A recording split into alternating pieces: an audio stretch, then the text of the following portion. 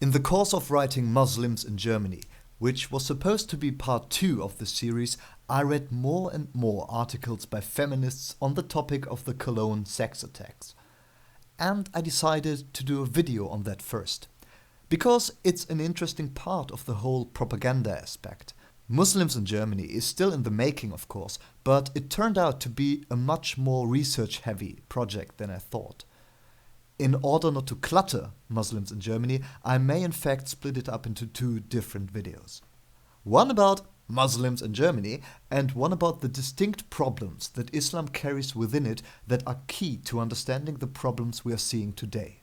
Anyway, let's get into my little rant about German media and one positive surprise that I managed to find within that profession. There is a stupefying amount of propaganda being spread concerning the issue of Syrian refugees. On the one hand, you have right-wing extremists who, in their belief that creeping Islamization is going to destroy the Western world, although many of them don't even subscribe to democratic core values such as secularism, liberalism, and a free press, are making up rape stories which they wouldn't even have had to do if they had just waited a couple of weeks. I spent half my youth in that exact water park, by the way. On the other hand, you have left-wing, politically correct, and even conservative media outlets that pretend everything is fine and dandy and shut down any possible debate by flagging it racist and XYZ-phobic.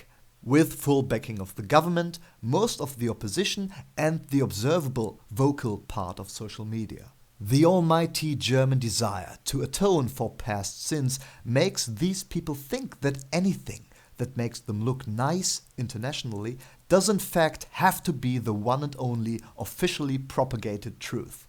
The collective condemnation of any citizens that want to voice their concerns in regard to immigration is merely the other side of the good German narrative coin that politicians and institutions have been trying to create for decades now, and that, among other things, has resulted in us downplaying neo-Nazi terrorism since this nation was founded. And after the New Year's Eve sex attacks, both attempts to smear a majority of law-abiding immigrants as well as attempts to relativize the crimes of the others reached their pathetic peak. If you're not familiar with the general chronology of the events, as well as the media's propaganda surrounding them, watch Sargon of Akkad's videos on the topic, one of which I'll link in the description box below.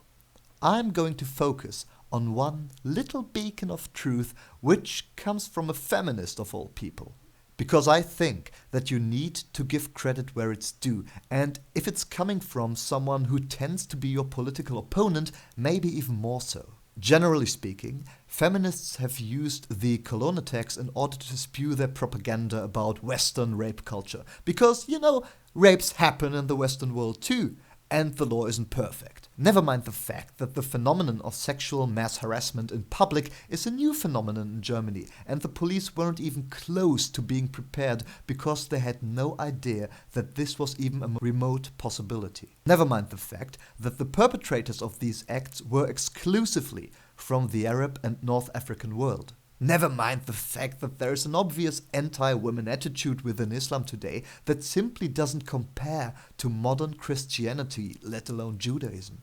Let's just focus on the racism and sexism of your average German male, because the only reason for his professed solidarity with the victims of these crimes is that it was those dirty brown people who did it.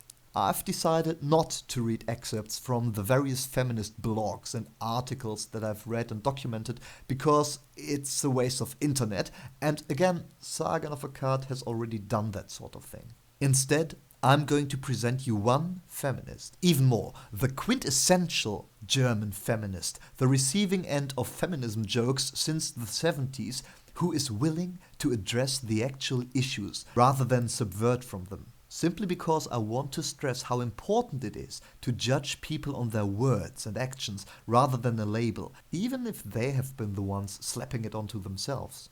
If you don't like to hear about that, then that's your loss. Because if your hatred for a particular ideology makes you blind and deaf for actual points that are made within it, you're not less tribal and irrational than they are. The name of the woman in question is Alice Schwarzer. I have my fair share of disagreements with her, as you may imagine. She's in favor of banning prostitution as well as pornography.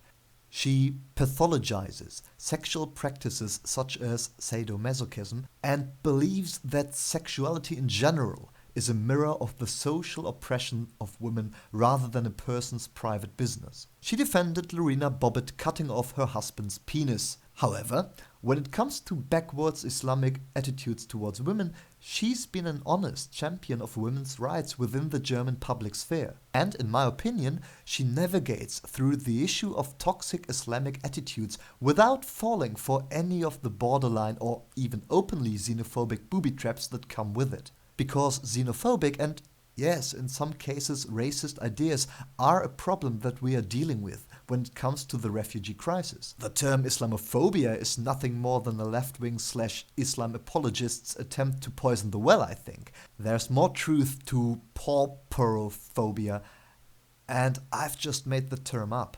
However, it's obvious that not all criticism of Islam that we see these days is the result of an upright secular intellectual mind pondering on specific ideological and political problems within that religion. But I'm convinced that we need to include the people in this debate rather than calling the theoretical sovereign of our democracy bigots and feeling good about our own righteousness. Because that's nothing but arrogance, a form of intellectual class warfare. Back to Alice Schwarzer. She has been a very vocal proponent of an honest debate in these past months, and I respect that tremendously. I'm going to read you excerpts from an article that she's written in early January. The results of wrong tolerance. First, why doesn't the police take notice when 1,000 violent and criminal men, including police-known intensive offenders, meet at the main station? Second, why doesn't the police intervene when these men fire fireworks into the crowd? Third, how is it possible that hundreds of women are sexually harassed in the presence of such a massive police squad? Doesn't the police take this seriously? Was the police scared? Were police officials told to keep quiet about it? These young men are the sad product of failed, in fact a never really attempted integration. They are the product of a wrong understanding of tolerance, in which almost everybody allowed our democracy, our equality to be questioned and even trampled underfoot in the name of different cultures and an ominous religious freedom. And by the way, a little note to the self-proclaimed anti-racists. The naive import of male violence, sexism and anti-Semitism doesn't only put our own security and values at risk. They've been influenced by a traditional violent patriarchy within their families and by the civil war out on the streets, which have turned them into perpetrators as well as victims. If we accommodate them, they have a right to get one chance, the chance to be decent human beings, which also means that they have to integrate. She's gotten her fair share of backlash for the things she's said and written, as was to be expected. But in a time where political correctness and not rocking the refugee boat substitute what used to be journalistic objectivity, we need people like her holding themselves to a higher standard. In a time where it seems like feminism has a carte blanche to spew even the most ridiculous of nonsense without considerable opposition from professionals within the mainstream media, feminist voices like hers become an important addition. And those of us that cannot put up with the idea of simply letting refugees drown, but still think that it is important to have an honest critical debate and evaluate the risks, should not shun voices like that, even if we don't like all the other opinions that these voices utter. It's the issues that matter. And fights within your own faction have to be fought at a later date if possible. I want to end this on a slightly Orwellian note. The idea that the press is unreliable or plainly dishonest is widespread and by no means exclusive to right-wing extremists. We have this panel in Germany which has taken it onto themselves to tell everyone what the best and the worst new words have been annually. The Wort des Jahres and the Unwort des Jahres. which is already slightly Orwellian in itself. Their decisions are always followed by week-long reporting all across national media. In 2015, the Unwort des Jahres was Lügenpresse, lying press, which was coined by a grassroots movement like Pegida and Hogesa before them. Intentional or not, the result of this is that most people outside movements, like the above mentioned, who criticize the press are going out of their way to distance themselves from Pegida every single time. Because distrusting the press in itself is being conflated with far-right ideas these days. Well done, Germany. Bloody well done. I'm the Thoughtful Contrarian. Feel free to rate, comment, share and subscribe.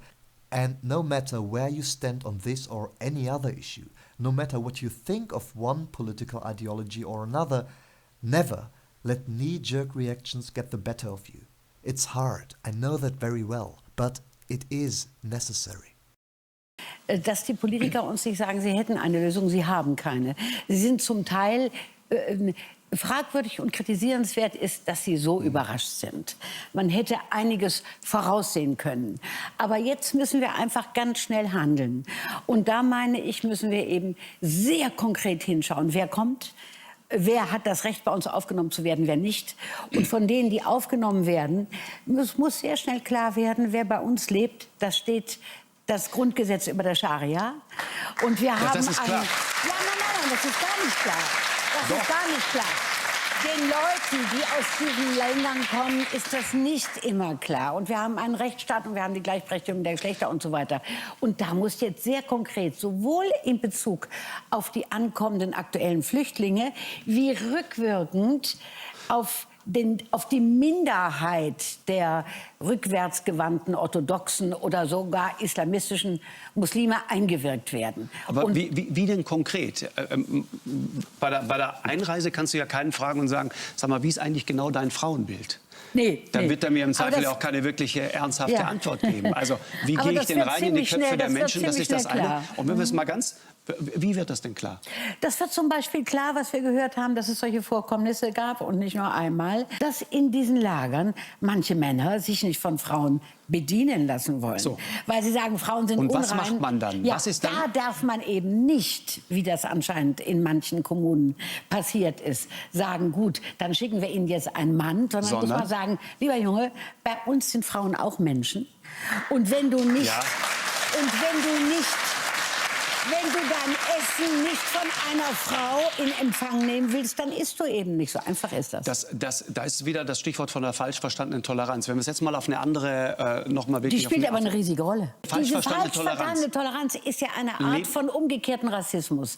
Das heißt, das bedeutet, dass wir eigentlich diese Männer, die sich so benehmen, nicht wirklich ernst nehmen. Dass wir sagen, ja, die kommen woanders her, andere Sitten, aber es tut mir leid. andere Glauben, die müssen wir einklagen. Das stimmt, aber es geht mir zu weit, wenn wir sozusagen aus...